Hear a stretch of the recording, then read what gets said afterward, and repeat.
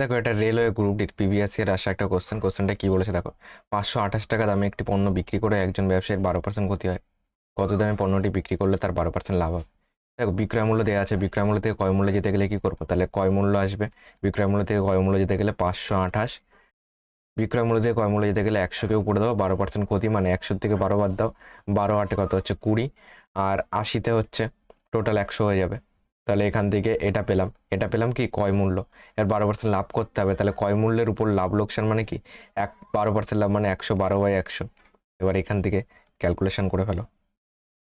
এখান থেকে ক্যালকুলেশন করলে 100 100 কেটে গেল, একে যদি কাটি 4 দিয়ে কাটতে পারি, 4 দুগুনি 8, 4 দুগুনি 8, এটাকে 4 দিয়ে কাটলে 4 দুগুনি 8,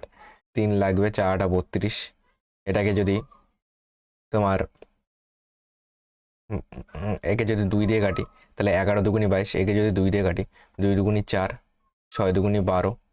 এখানে 4 দুগুনি 8, দেখো 4 2 6 হচ্ছে মানে কি এটা 11 মাল্টিপল, 11 দিয়ে কাটলে এখানে কত পাবে 24 পাবে, তাহলে অ্যান্সার দাঁড়াবে 24 × 28।